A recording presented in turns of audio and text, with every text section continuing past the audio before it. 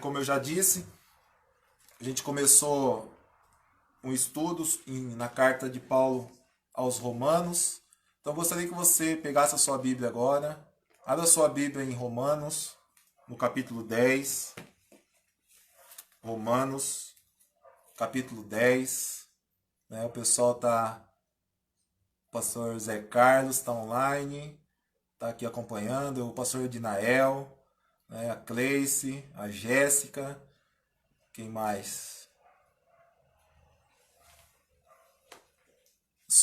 A Sueli e o Anderson, casal abençoado da nossa igreja. Quem mais que está aí? Nós estamos aí com agora 44 pessoas. Amém? Então, pega a sua Bíblia. Se puder abrir sua Bíblia em Romanos, capítulo 10. Como eu já disse, nós estamos nesse estudo da carta de Paulo aos Romanos. Para você que está acompanhando, que está anotando, é importante você anotar, você acompanhar esse estudo. Romanos é uma carta poderosa, né? Algumas pessoas chamam de o Evangelho segundo Paulo, né? A carta de Paulo aos Romanos. Tem muitas pessoas que chamam de o Evangelho segundo o apóstolo Paulo. E não é apenas uma carta, né? A epístola aos Romanos ela é um tratado teológico, né? Existem muitas pessoas, muitos teólogos que dizem que não é apenas uma carta. Aqui o apóstolo Paulo ele fala sobre a justificação pela fé. Esse é o tema central da carta aos Romanos, que o homem não é justificado pelas suas obras, mas ele é justificado pela fé em Cristo Jesus. E como nós falamos desde o início, a carta de Paulo aos Romanos, ela começa falando no capítulo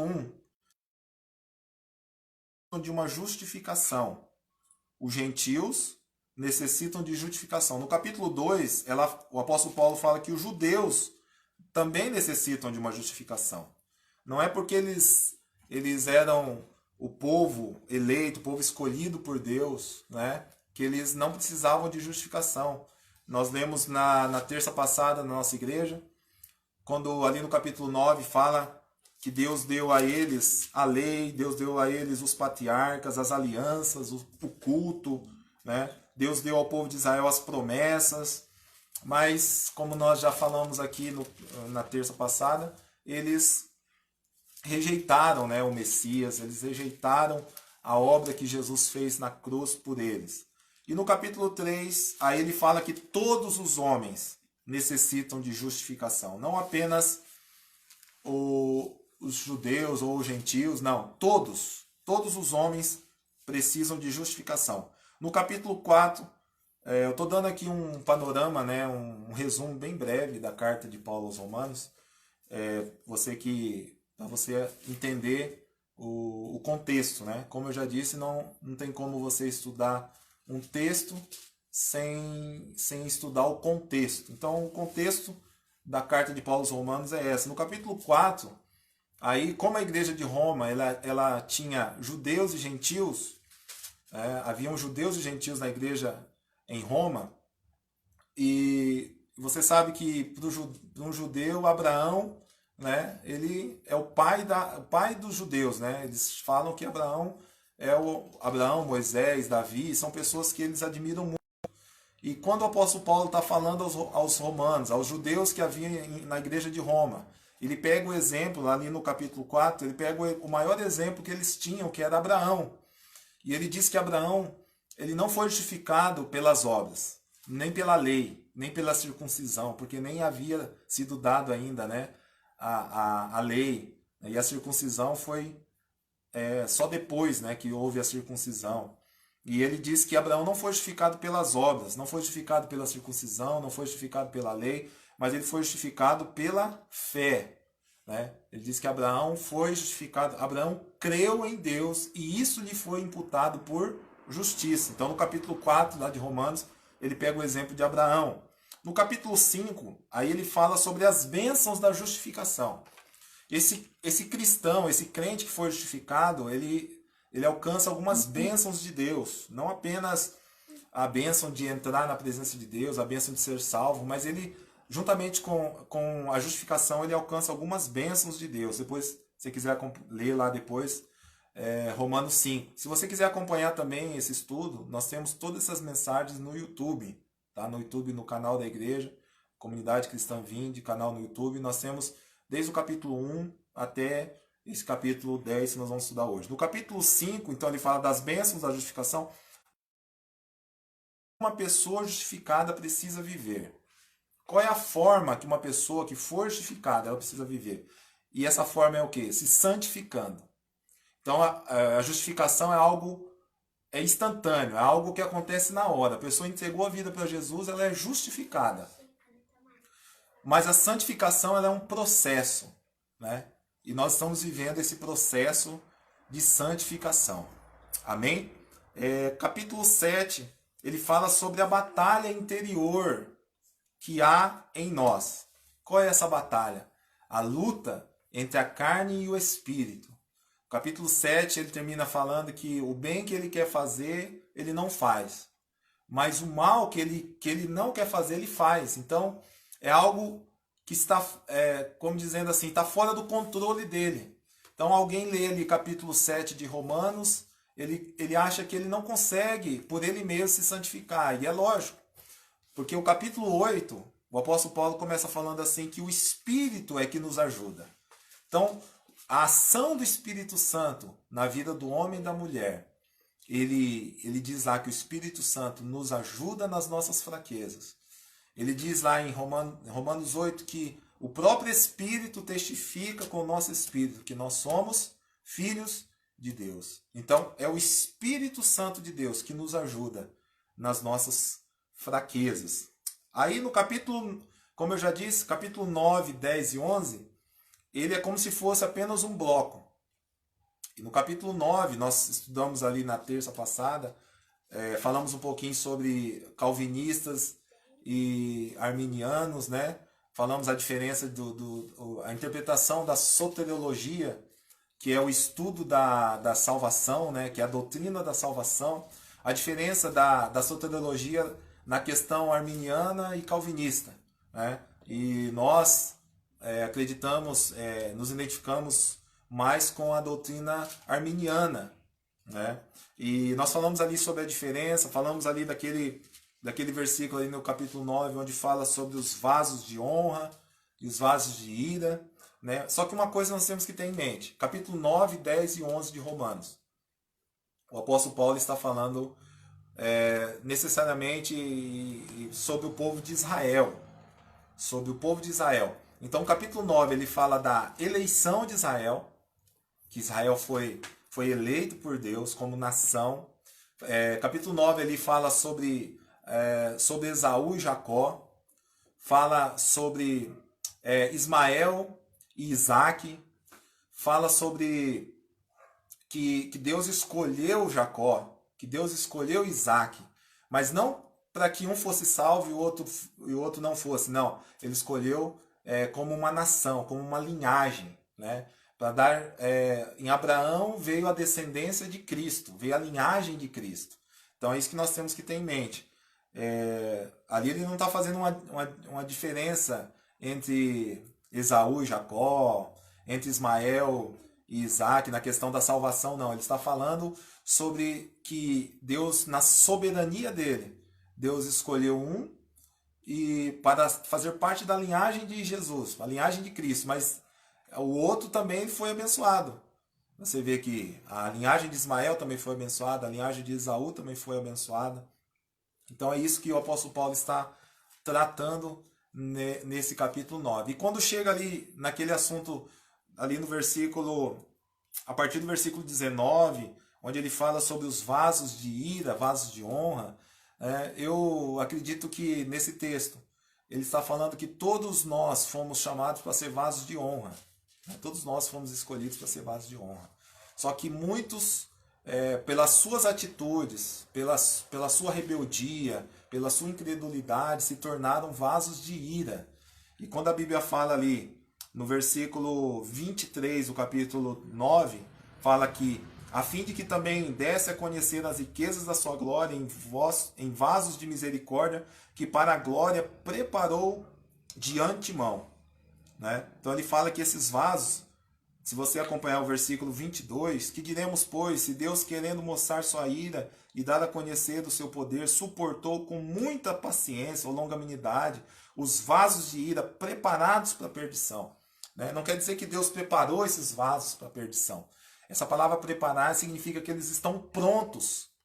Eles estão prontos para a perdição, prontos para a ira. Entendeu? Não que Deus preparou um para a honra e outro para a ira. Não, a gente não crê assim. A gente crê que Deus preparou todos para a honra.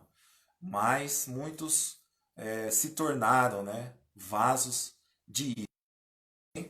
E agora aqui no capítulo 10, esse capítulo 9, 10 e 11 de Romanos, ele fala muito sobre a soberania de Deus. Né? Só que nós precisamos entender algo. A soberania de Deus, ela não muda a questão da liberdade humana. Então Deus é soberano, Deus continua soberano, Deus tem todo o poder, mas isso não tira a responsabilidade do homem, ou a liberdade do homem. Foi assim que Deus fez lá no Éden, e foi assim que Deus fez com todos os homens a qual ele chamou. Deus mostrou sua soberania, Deus mostrou seu poder, Deus mostrou a sua graça, mas ele não tirou a liberdade do homem. Tanto que você vê na Bíblia vários homens que recusaram, né? Vários homens que não quiseram a graça de Deus. E Deus, ele não força ninguém a nada, né? Ele não obriga ninguém a nada. Na sua soberania ele criou no jardim do Éden, ele colocou a árvore do conhecimento do bem e do mal. E deu liberdade ao homem escolher. E o homem escolheu, infelizmente, desobedecer a Deus, mas tudo isso fazia parte de um grande plano de Deus, né? De um grande propósito de Deus. Amém? Então vamos ler Romanos capítulo 10. Eu acredito que você já entendeu até aqui, né? Que o apóstolo Paulo está falando para o povo de Israel. Então capítulo 9 fala da eleição, capítulo 10 fala da rejeição, e capítulo 11 fala da restauração de Israel. Então vamos lá. Capítulo 9, eleição. Capítulo 10, rejeição. E capítulo 11, restauração de Israel. É muito importante a gente entender uma coisa. Nós somos hoje o Israel de Deus. Não existe um tipo de salvação para quem é gentil, outro tipo de salvação para quem é judeu, um tipo de salvação para quem é brasileiro, um tipo de salvação para quem é holandês, americano, não. Só existe um tipo de salvação. E isso passa pela justificação pela fé. Isso passa em crer em Jesus Cristo. Só existe essa forma. E o apóstolo Paulo, ele fala ali, capítulo 9, versículo 6, uma coisa interessante. Capítulo 9, versículo 6 de Romanos. E não pensemos que a palavra de Deus haja falhado. Então o plano de Deus era começar a salvação pelos judeus. Aí você pode falar, então falhou o plano de Deus? Não, não falhou o plano de Deus. Por quê? Ele responde, porque nem todos os de Israel são de fato israelitas. Então, dentro de Israel existem os verdadeiros israelitas. Né? Dentro do povo de Israel existem os verdadeiros. Então é a mesma coisa da igreja. Dentro da igreja existe a igreja verdadeira. Né? Então é lógico que a gente não vai falar que toda a igreja vai ser salva, não. Mas que dentro da igreja existe uma igreja. Existe uma noiva dentro da igreja. Assim como em Israel existia um Israel dentro de Israel. Né? Ele diz, nem todo Israel são de fato israelitas. Amém? Vamos lá, capítulo 10 de Romanos. Só pedir para a Rebeca tirar. Tá apagando sozinho. Deixa para ficar cedo. Vamos lá. Capítulo 10 de Romanos. Irmãos, a boa vontade do meu coração e minha súplica a Deus a favor deles. Deles quem? Dos judeus. São para que sejam salvos. Então, a primeira coisa que nós temos que entender aqui. Se você depois ler capítulo 9, o começo, o apóstolo Paulo fala que ele preferia, versículo 3, eu mesmo desejaria ser anátema, separado de Deus, separado de Cristo, por amor aos meus irmãos, meus compatriotas segundo a carne. Então ele está falando que ele preferia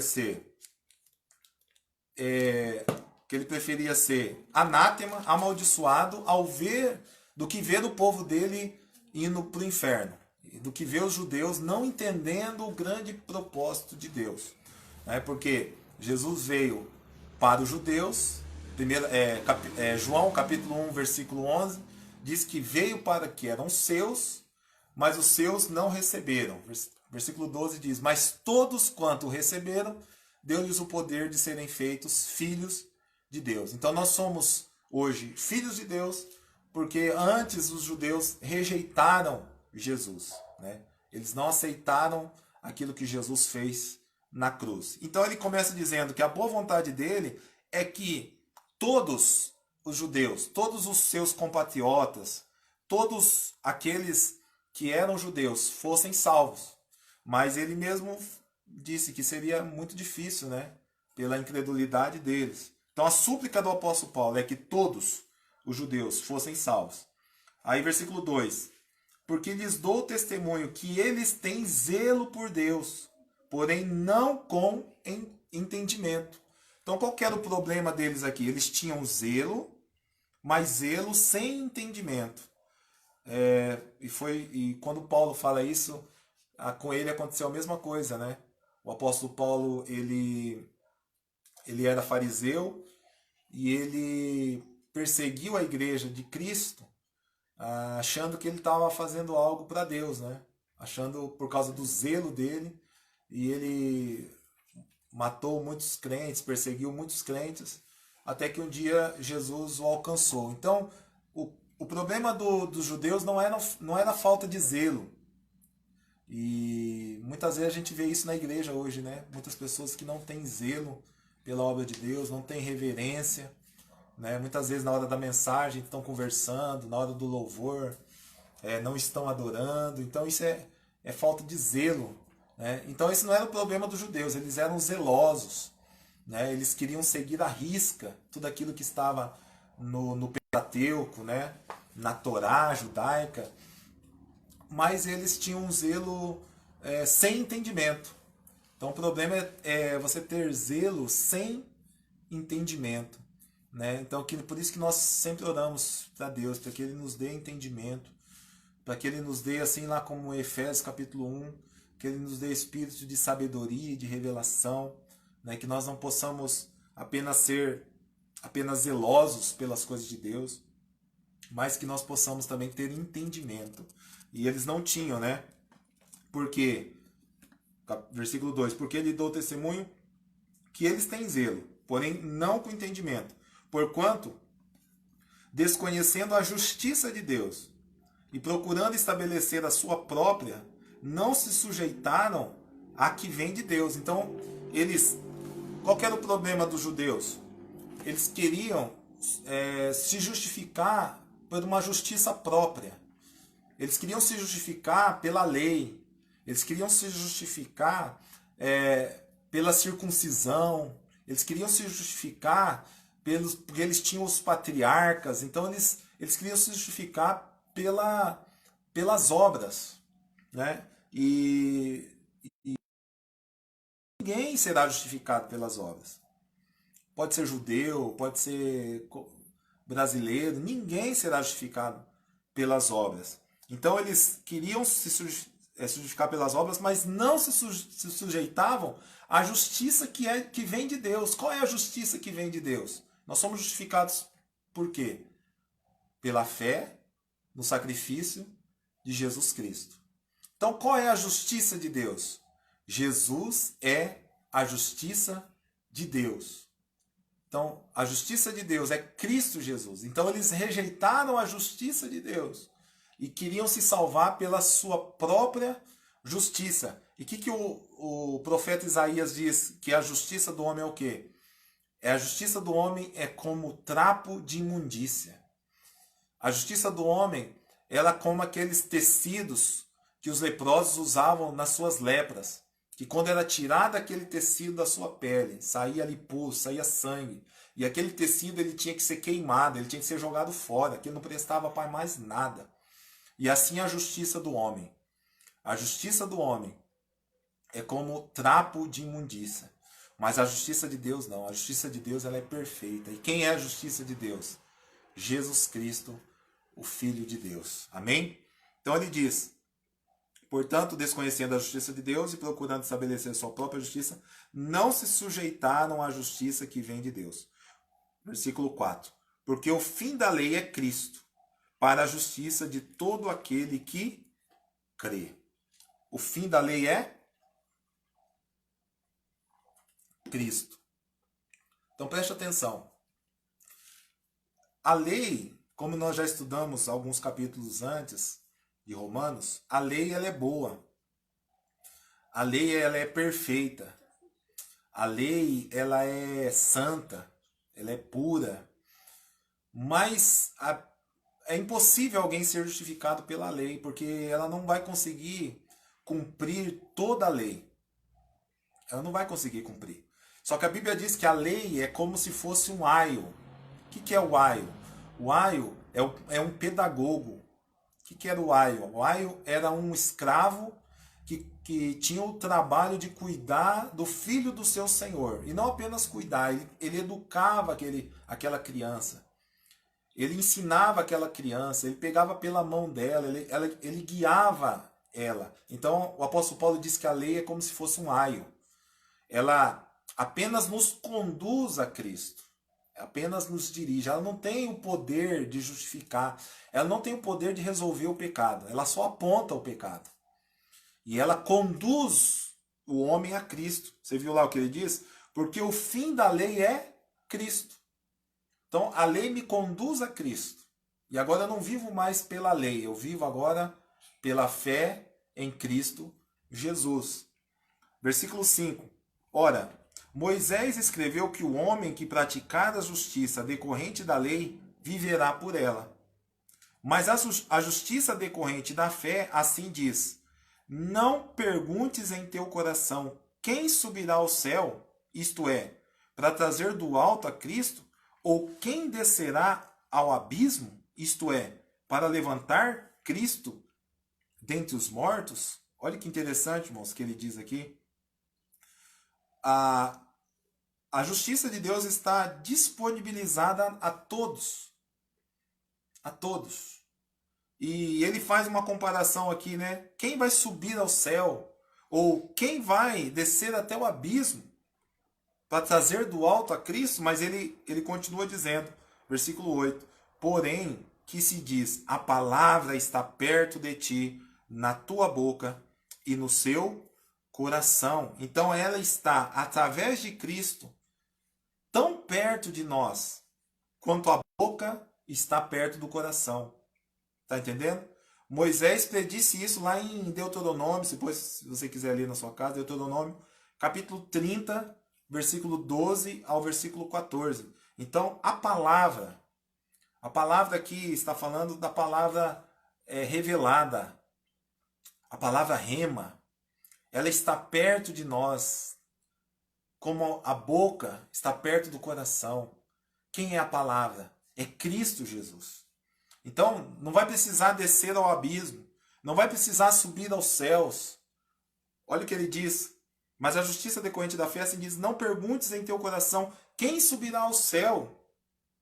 Quem subirá ao céu, isto é, para trazer do alto a Cristo? Não. Cristo ele está perto de nós.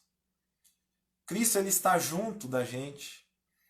Ele diz lá em Mateus capítulo 28, ele termina o Evangelho de Mateus dizendo, né? Eis que estou convosco todos os dias até a consumação dos séculos. Então, Jesus está perto de nós. Jesus está junto da gente. A justiça de Deus é acessível, está muito perto de nós, assim como a boca está perto do coração. Versículo 9. Agora o apóstolo Paulo, qual é a extensão ele fala qual é a extensão da justiça de Deus. ou melhor, o recebimento da justiça de Deus. Como que eu recebo a justiça de Deus? Versículo 9. Se com tua boca confessares Jesus como Senhor, e em teu coração creres que Deus o ressuscitou dentre os mortos, será salvo. Olha que coisa tremenda, irmãos. Nesses dias de desespero, nesses dias de luta, nesses dias de dificuldade, o Senhor está falando assim: se você com tua boca confessar, aleluia, se você com sua boca confessar e seu coração você crer que Deus ressuscitou Jesus dentre os mortos, você será salvo. E não há dúvida sobre isso. Não há dúvida. Às vezes, você que está acompanhando esse vídeo, você está afastado dos caminhos do Senhor. Ou você ainda não entregou sua vida a Jesus.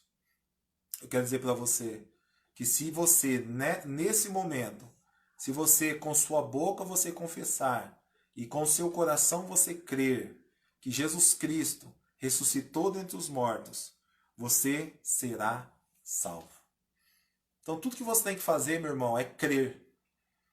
A salvação, desde o Antigo Testamento, é pela fé. Pela fé. Desde Abraão, desde Noé, desde o princípio, a salvação é crer. Se você crer com seu coração e se você confessar com sua boca, aleluia, que Jesus ressuscitou dentre os mortos, você será salvo. Amém? Porque, versículo 11, porquanto a Escritura diz, todo aquele que nele crer não será confundido. Então, se você crer em Cristo, você não vai ser confundido. Você não vai ficar desesperado, você não vai ficar apavorado, angustiado, temeroso. Nesse momento que nós estamos passando, né? Tantas pessoas apavoradas, com medo. Mas a Bíblia diz que todo aquele que crer em Jesus não será confundido. Ele não vai ficar desesperado. Ele não vai ficar apavorado, porque ele crê em Jesus. Amém? Versículo 12. Porque não há distinção. Aí ele fala da extensão, né? Qual é a extensão da justiça de Deus? Não há distinção entre judeu e grego, uma vez que o mesmo é o Senhor de todos, rico para com todos os que o invocam. Então ele é rico o quê? Rico em misericórdia. Tanto de judeu como grego. Ele é imparcial, ele não faz distinção entre judeus e gentios. E ela é universal, a justiça de Deus é universal. Qualquer um que clamar pelo nome do Senhor será salvo. Então eu gostaria que nesse momento você clamasse pelo Senhor agora, aonde você está. Que você dissesse, Senhor, me ajuda, me socorra. Me socorre, Senhor. Eu preciso do Senhor. Tua palavra diz que todo aquele que invocar o nome do Senhor será salvo. Eu gostaria que você fechasse seus olhos nesse momento. De acordo com esse estudo que nós estamos fazendo hoje. Com essa palavra. Ela é uma palavra muito oportuna, né? Ela é uma palavra muito real para os dias de hoje. Você fechasse seus olhos e você falar, Senhor, me ajuda, Pai. Me ajuda, Senhor, na minha incredulidade.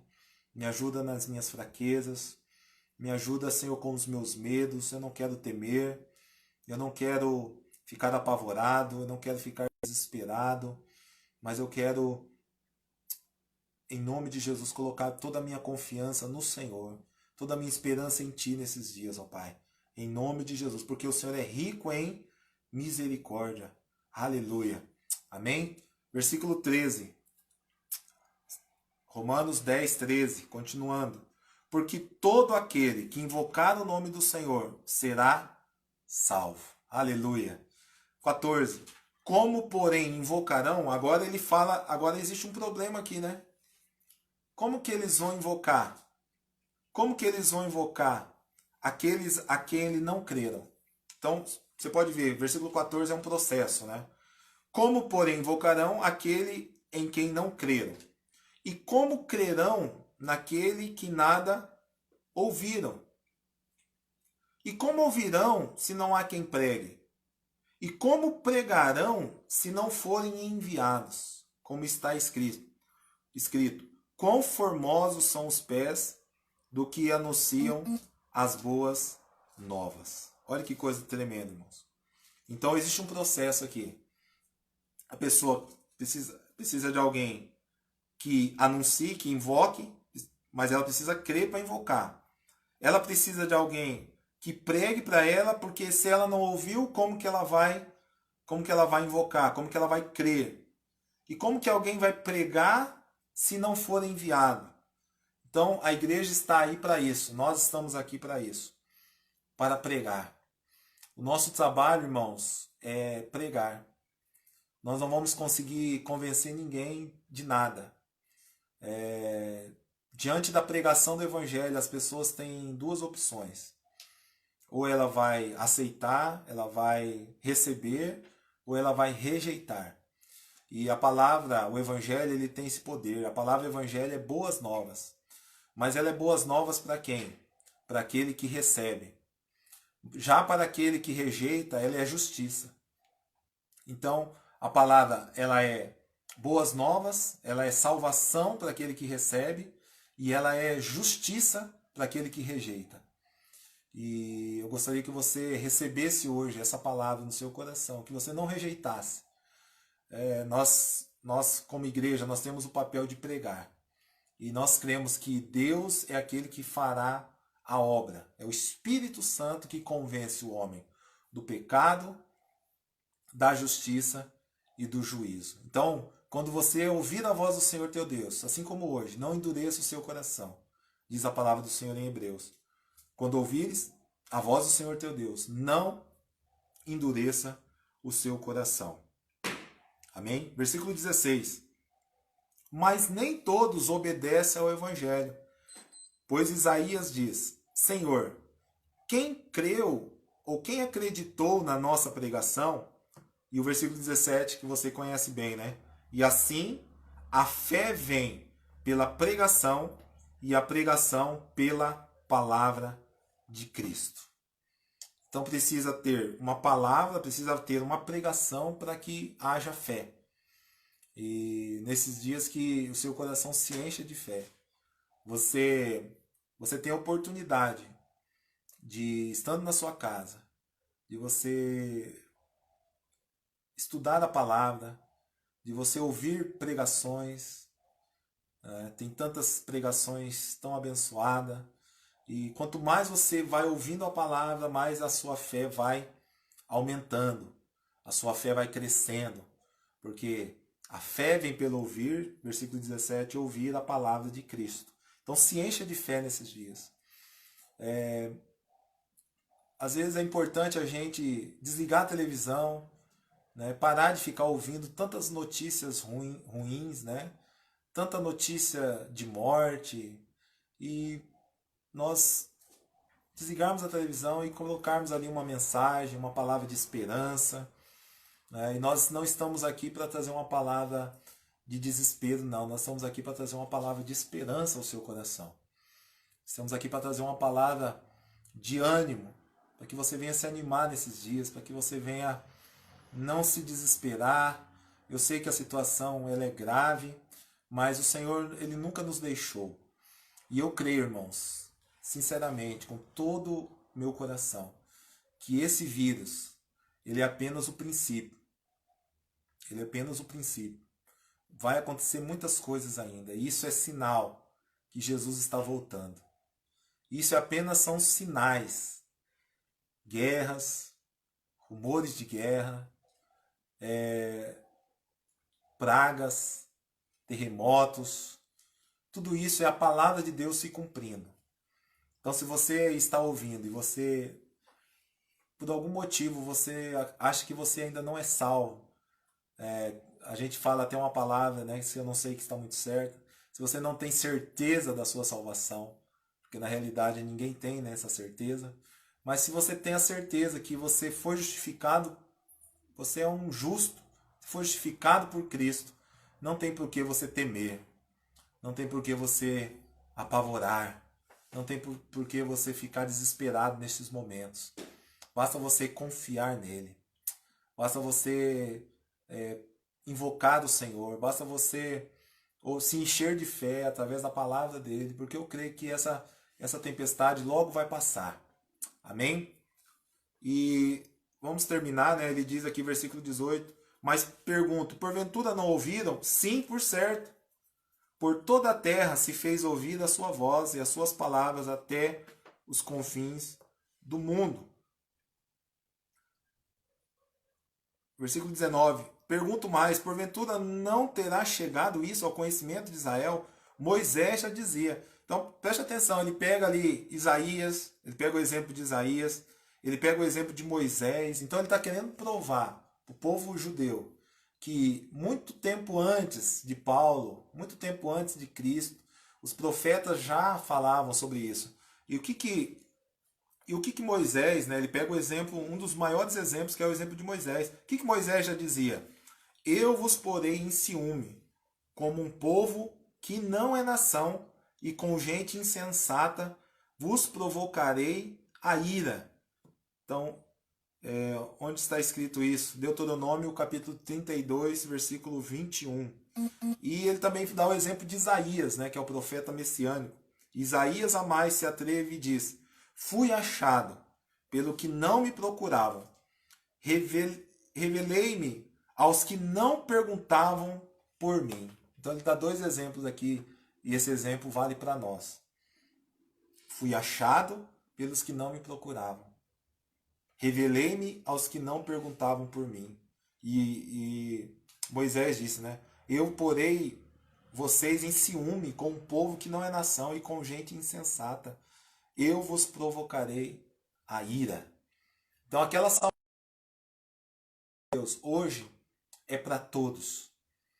Através do sacrifício de Jesus, ele abriu uma porta para que todas as nações, raça, língua, povo, venha ser salvo.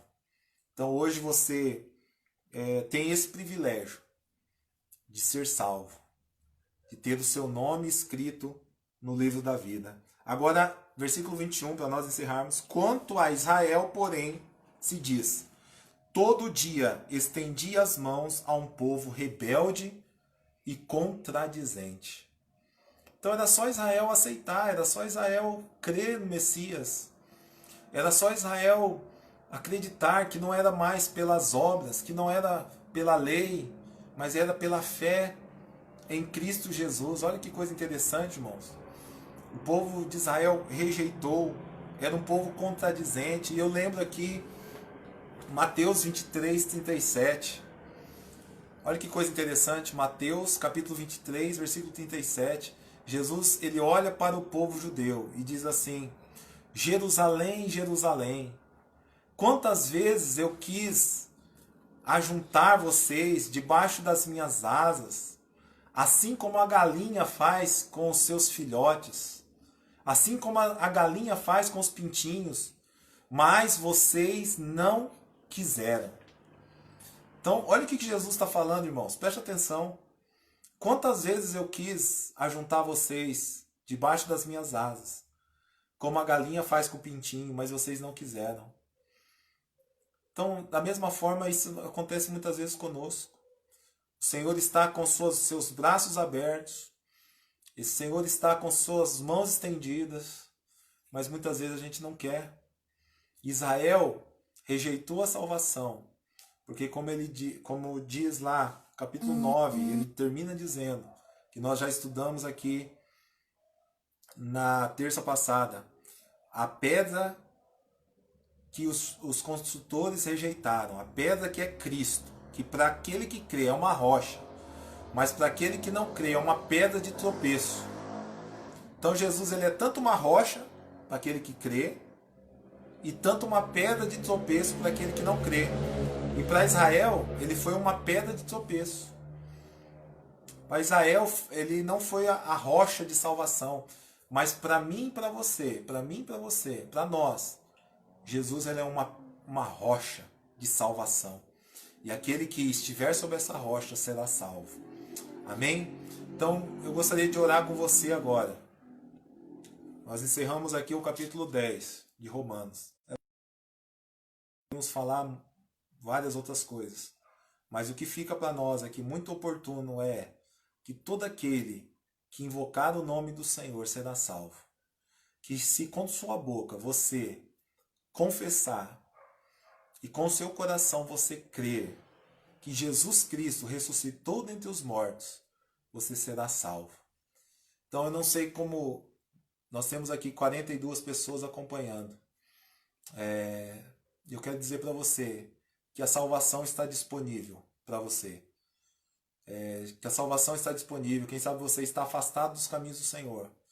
Quem sabe você ainda não entregou sua vida ao Senhor Jesus. Eu quero dizer para você que a rocha, que é Jesus, está disponível, que é para ser uma rocha de salvação para a tua vida, para ser um lugar de refúgio, para ser um lugar de consolo, ser um lugar de paz, para ser um lugar de descanso. Aleluia.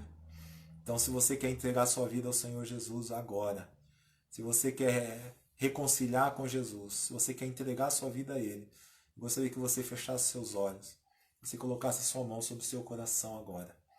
Nós vamos orar com você.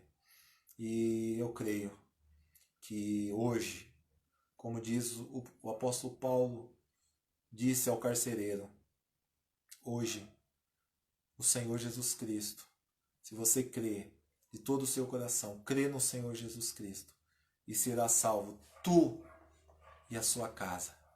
Assim como Jesus disse a Zaqueu, hoje veio salvação a esta casa. Amém? Feche seus olhos. Entenda, eu não estou falando de religião. Eu não estou falando de religião porque a religião não salva ninguém. Eu não estou falando de placa de igreja, porque placa de igreja também não salva ninguém. Eu estou falando de Jesus Cristo, que é o único que pode justificar o homem. Não é por obras, não é por tradição, não é porque meu pai era crente que eu vou também ser salvo. Não. É se todos aqueles que creem, todos aqueles que invocam o nome do Senhor, todos aqueles que com fé hoje entregam suas vidas ao Senhor Jesus, todos esses serão salvos. Amém? Feche os seus olhos. Deus abençoe a todos que estão acompanhando. Feche os seus olhos. Pai, obrigado, Senhor, por essa noite. Obrigado, Senhor, pelos louvores que nós cantamos ao Senhor, pela adoração. Obrigado, Senhor, pela intercessão. Obrigado, Senhor, por cada irmão, Pai, que acompanhou essa live hoje, esse culto aqui na minha casa. Pai, em nome de Jesus, Pai. Aqueles, ó Pai, que estão tomando a decisão de entregarem suas vidas ao Senhor Jesus Cristo. Eu te peço, Senhor, entra, que o Teu Espírito entre, Pai, no coração de cada um, Pai. Aqueles que estão afastados dos seus caminhos e que estão decidindo hoje, Pai, retornarem para os caminhos do Senhor. Pai, em nome de Jesus, transforma essas vidas, ó Pai. Obrigado, Senhor, porque o Senhor abriu, Senhor, o véu, o Senhor rasgou o véu, o Senhor disponibilizou a salvação não apenas para os judeus, mas para todos nós, Pai. E hoje nós fomos enxertados na oliveira que é o Senhor Jesus. Hoje nós fazemos parte da família de Deus. E por isso eu te peço, Senhor, escreva o nome dessa minha irmã, escreva o nome dele no livro da vida hoje. Que ele possa realmente, Pai, crer naquilo que Jesus fez na cruz do Calvário. E possa entregar realmente a sua vida para o Senhor Jesus. Pai, eu te peço, sobre cada irmão que está acompanhando esse estudo, o Senhor dê graça. Pai, na terça-feira que vem nós vamos continuar aqui em Romanos, capítulo 11. Que o Senhor nos dê sabedoria e graça, Pai, para que nós possamos a cada dia conhecer mais a Tua palavra. Obrigado, Senhor, pela presença de cada um, Pai, que esteve acompanhando esses momentos, Deus, de estudo, de oração, de adoração. Continue dando graça, ó Pai, para cada um dos nossos irmãos, ó Pai, em nome de Jesus. Amém? Deus abençoe a tua vida. Tenha um restante de semana abençoado, né? É importante que nós venhamos vigiarmos. Jesus disse, né? Vigiai e orai, né?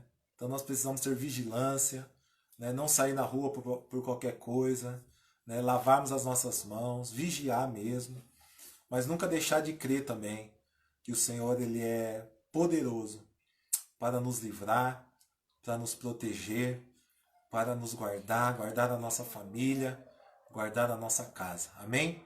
Deus abençoe, Pastor Duda, obrigado pela oportunidade, irmã Ada, Chicote, tem bastante gente aí acompanhando.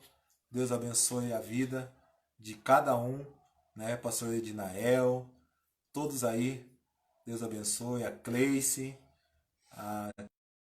continue derramando a graça dele sobre todos, a irmã Erli, quem tá mais aí, né? A irmã Ada eu já falei, pastorzão Duda, pastora Ana, Deus abençoe e que o Senhor cada dia mais venha gerar em nós esse entendimento. O Alexandre, Deus abençoe Alexandre, quem tá mais aí, o irmão Antônio, a irmã Marli, né? Deus abençoe. Lucimeire, Deus abençoe sua vida. Irmão Raul, amém? Dá vontade de ficar aqui até de madrugada, né? Mas que Deus abençoe a todos. É muito bom, saudade de estar junto com os irmãos, mas eu creio que em breve nós estaremos ali junto, ali na nossa igreja, adorando ao Senhor, ali na comunidade cristã Vinde, com esses irmãos amados e queridos. Deus abençoe a Sueli, o Anderson, a Josi, amém? Deus abençoe a Alexandre, fique em paz, que o Senhor te abençoe e te guarde, que o Senhor faça resplandecer o rosto sobre ti, que o Senhor tenha misericórdia de ti e te dê a paz, amém? Deus abençoe e que todos tenham um restante de semana abençoado na presença de Deus. Glória a Deus.